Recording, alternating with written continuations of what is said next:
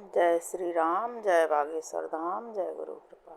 कल बच्चों हमने पढ़ा था कि राम जी को भरत जी की बहुत चिंता हो रही थी कि जल्दी से जल्दी अयोध्या वापस चलना है।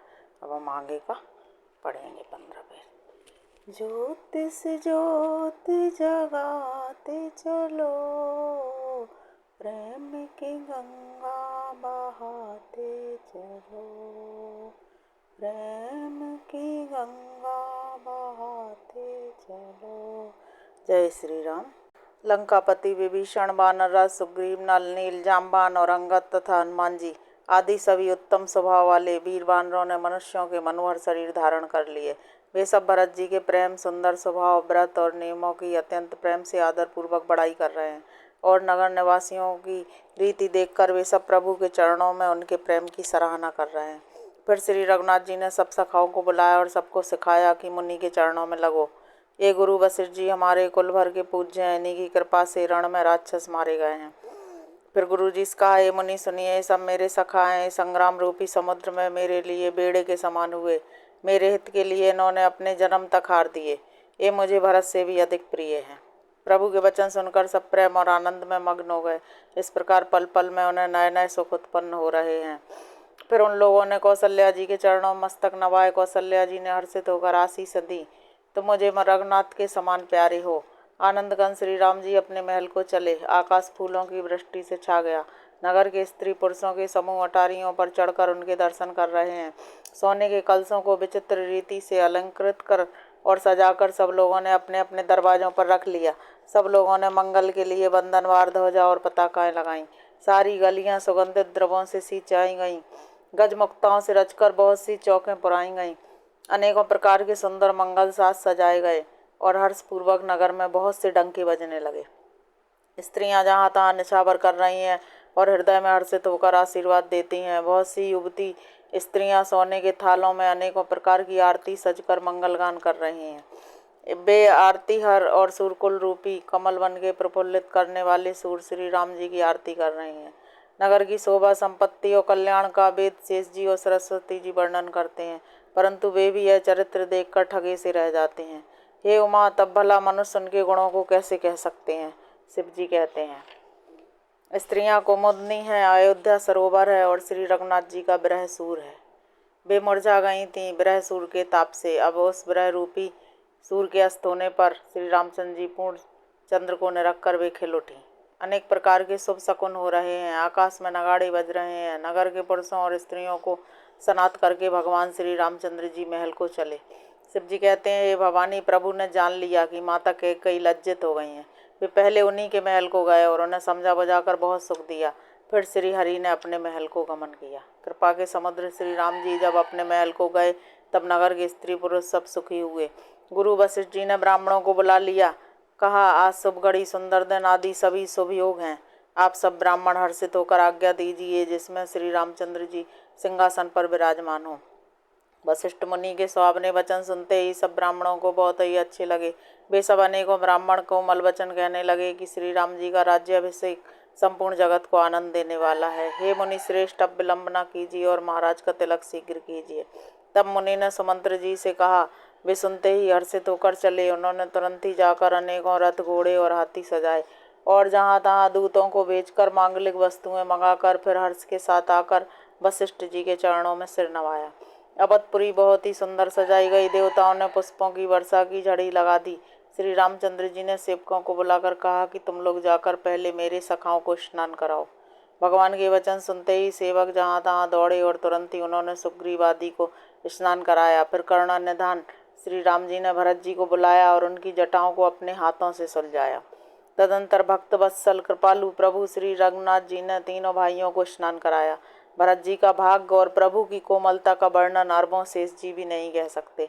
फिर श्री राम जी ने अपनी जटाएं खोलीं और गुरु जी की आज्ञा मांगकर स्नान किया।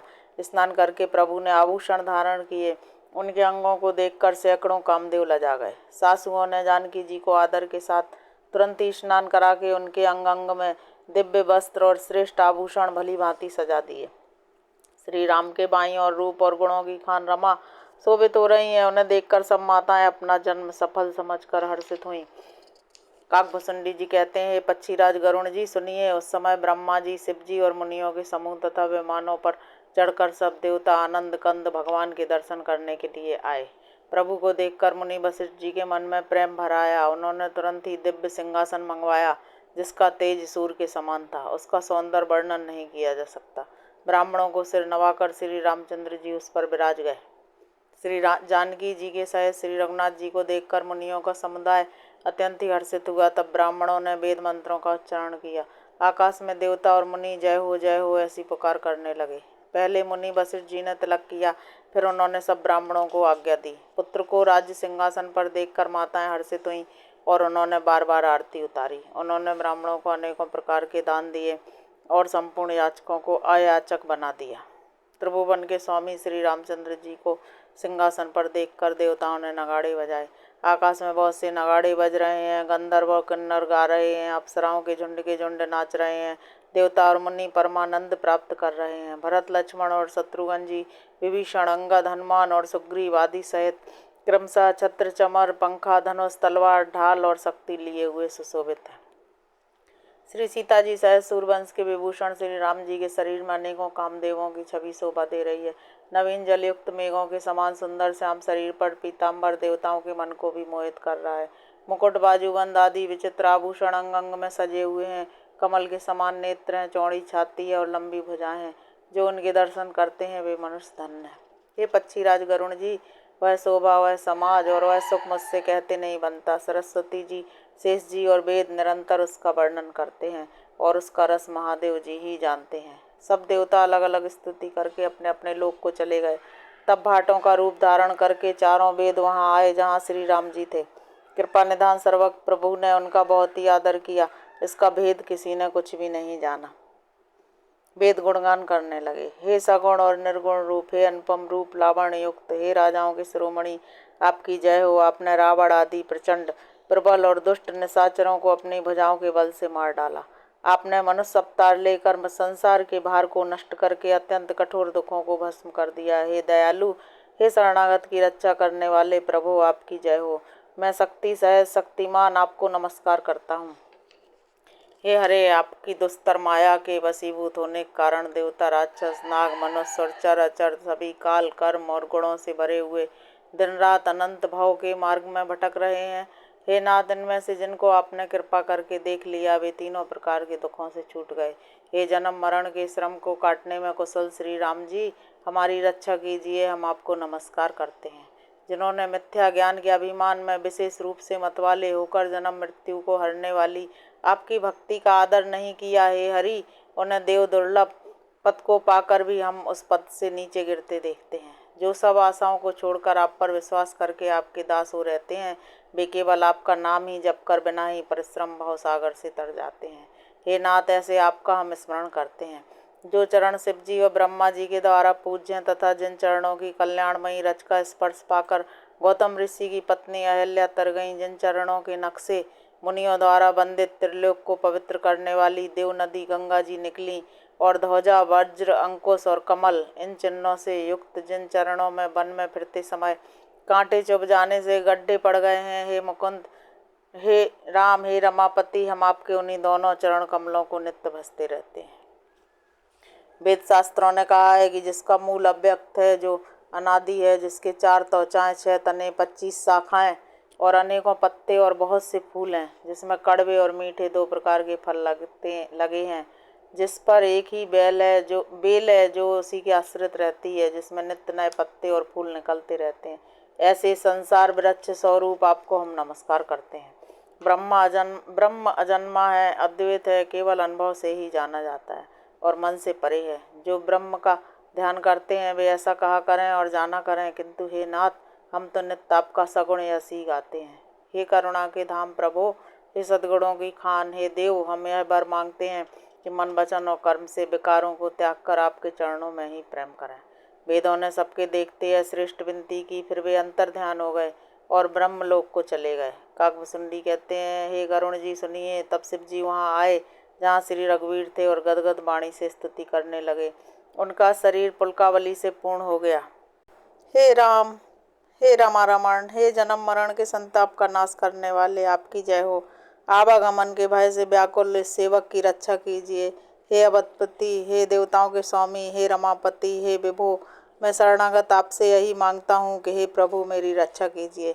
हे 10 सिर और 20 भुजाओं वाले रावण का विनाश करके पृथ्वी के सब महान रोगों को दूर करने वाले श्री राम जी, राक्षस समूह रूपी जो पतंगे थे वे सब आपके बाण रूपी अग्नि के प्रचंड तेज से भस्म हो गए। आप पृथ्वी मंडल के अत्यंत सुंदर आभूषण हैं। आप श्रेष्ठ बाण, धनुष और तरकस धारण किए हुए हैं। महान मदमोह और ममता रूपी रात्रि के अंधकार समूह के नाश करने के लिए आप सूर्य के तेजोमय किरण समूह हैं। कामदेव रूपी भील ने मनुष्य रूपी हिरणों के हृदय में कुभोग रूपी बाण मारकर उन्हें गिरा दिया है। हे नाथ, हे हरे, उसे मारकर विषय रूपी वन में भूले पड़े हुए इन पामर अनाथ जीवों की रक्षा कीजिए। लोग बहुत से रोगों और वियोगों से मारे हुए हैं। ये सब आपके चरणों के निरादर के फल हैं। जो मनुष्य आपके चरण कमलों में प्रेम नहीं करते वे अथाह भवसागर में पड़े हैं। जिन्हें आपके चरण कमलों में प्रीति नहीं है वे नित्य ही अत्यंत दीन, मलिन और दुखी रहते हैं। और जिन्हें आपकी लीला कथा का आधार है उनको संत और भगवान सदा प्रिय लगने लगते हैं। उनमें न राग है, न लोभ, न मान है, न मद। उनको संपत्ति और विपत्ति समान है। इसी से मुनि लोग योग का भरोसा सदा के लिए त्याग देते हैं और प्रसन्नता के साथ आपके सेवक बन जाते हैं। वे प्रेम पूर्वक नियम लेकर निरंतर शुद्ध हृदय से आपके चरण कमलों की सेवा करते रहते हैं और निरादर और आदर को समान मानकर वे सब संत सुखी होकर पृथ्वी पर विचरते हैं।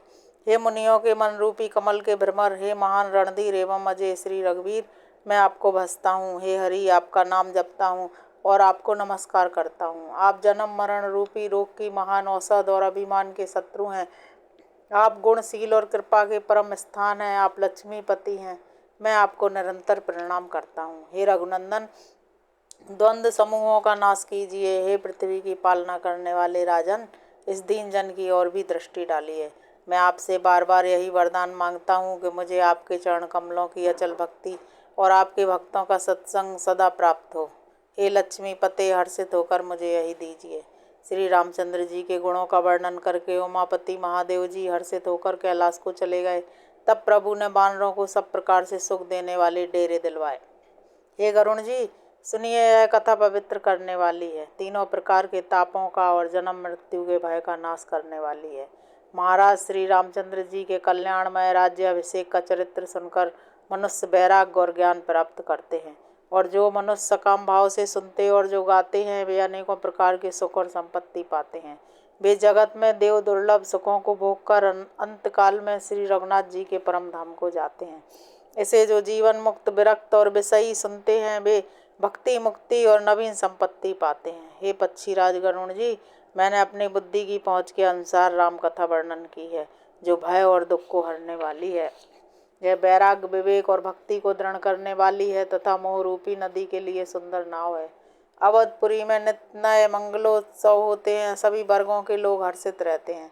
श्री राम जी के चरण कमलों में जिन्हें श्री शिव जी, मुनिगण और ब्रह्मा जी भी नमस्कार करते हैं, सबकी नित्य नवीन प्रीति है। भिक्षुकों को बहुत प्रकार के वस्त्राभूषण पहनाए गए और ब्राह्मणों ने नाना प्रकार के दान पाए।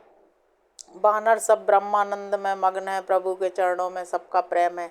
उन्होंने दिन जाते जाने ही नहीं और 6 महीने बीत गए। उन लोगों को अपने घर भूल ही गए।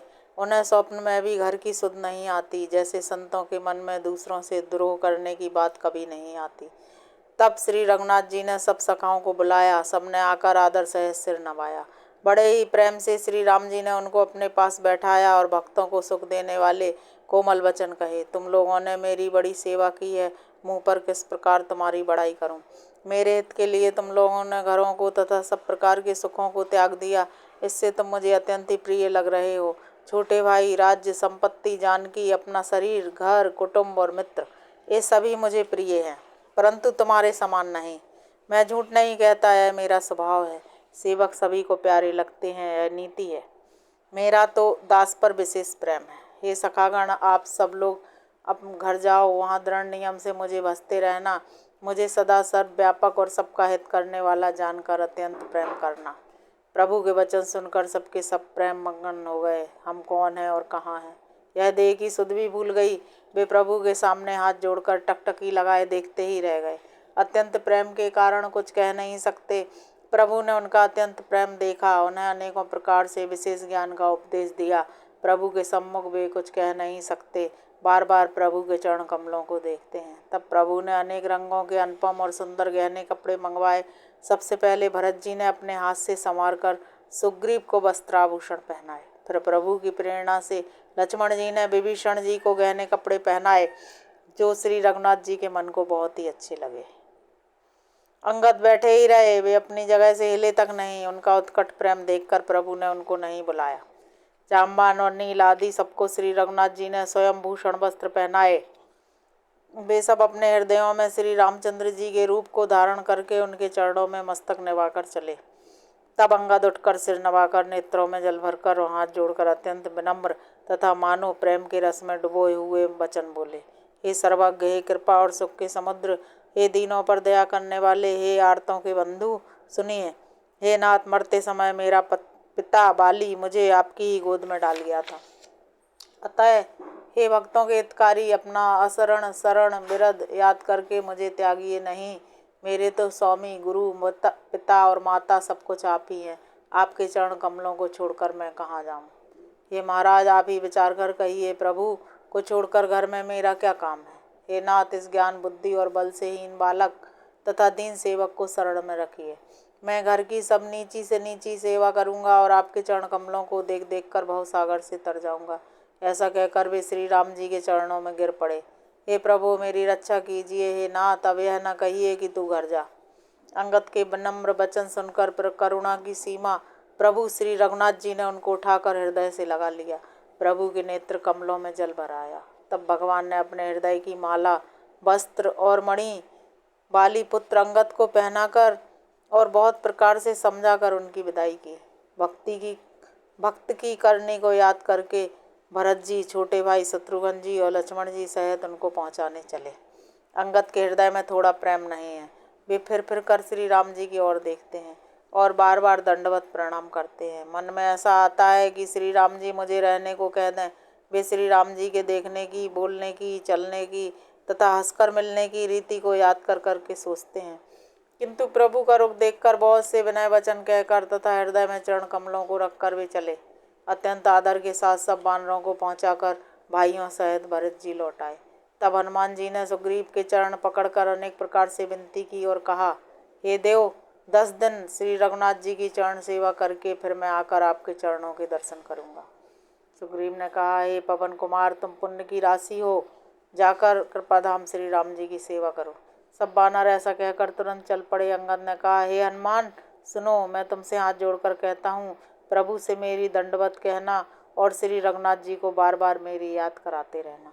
ऐसा कहकर बाली पुत्र अंगद चले। तब हनुमान जी लौट आए और आकर प्रभु से उनका प्रेम वर्णन किया। उसे सुनकर भगवान प्रेम मग्न हो गए।